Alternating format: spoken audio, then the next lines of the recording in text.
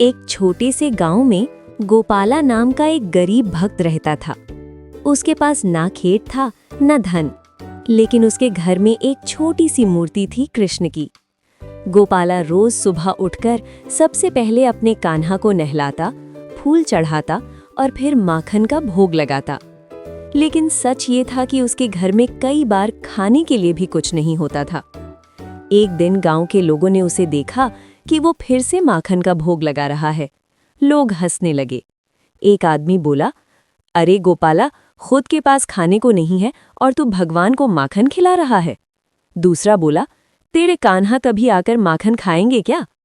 गोपाला ने बस मुस्कुराकर कहा, अगर सच्चे दिल से बुलाओ तो मेरे कान्हा जरूर आते हैं। गांव वाले और जोर से हंसने लगे। उस रात गोपाला ने फिर से थोड़ी सी बची हुई दही से माखन निकाला और अपने कान्हा के सामने रख दिया। उसने आंख बंद करके कहा, कान्हा, आज भी बस इतना ही है, अगर भूख लगी हो तो खा लेना। फिर वो वहीं सो गया। रात के गहरी सन्नाटे में अचानक पायल की हल्की सी आवाज आई। एक छोटा सा ग्वाला घर में आया। उसने मुस्कुराकर माखन उठाया और खाने लगा। खाते खाते उसने गोपाला को देखा और धीरे से बोला, तुम्हारा माखन बहुत स्वादिष्ट है। सुबह जब गोपाला उठा तो उसने देखा कि माखन का कटोरा खाली था और जमीन पर छोटे छोटे पैरों के निशान बने हुए थे। गोपाला समझ गया। उसकी आंखों से आंसू बहने लगे।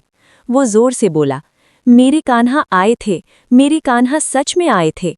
जब गांव वालों ने ये देखा तो सब हैरान रह गए। उस दिन पूरे गांव को समझ आ गया, भगवान को अमीरी नहीं, सिर्फ सच्चा दिल चाहिए। अगर आपको भी विश्वास है कि कान्हा सच्चे भक्त की पुकार जरूर सुनते हैं तो कमेंट में लिखें जय श्री कृष्ण।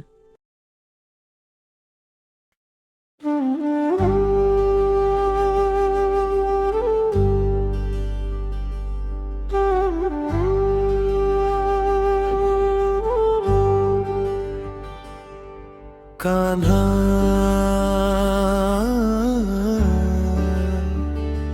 मेरे घर भी आ जाना, थोड़ा सा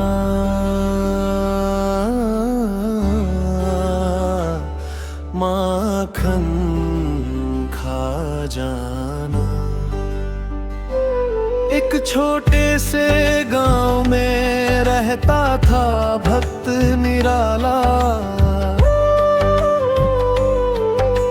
नाम था उसका भोला सा प्यारा गोपाला। घर में न धन था न कोई सहारा, फिर भी पुकारे वो कान्हा हमारा। थोड़ा सा माखन प्रेम से लाया, आंखें बंद कर कान्हा को बुलाया। मेरे कान्हा माखन खा गए, भक्त के घर भी आ गए। छोटे छोटे पैरों के निशान आज मेरे आंगन में आ गए। मेरे कान्हा माखन खा गए, भक्त के घर भी आ गए।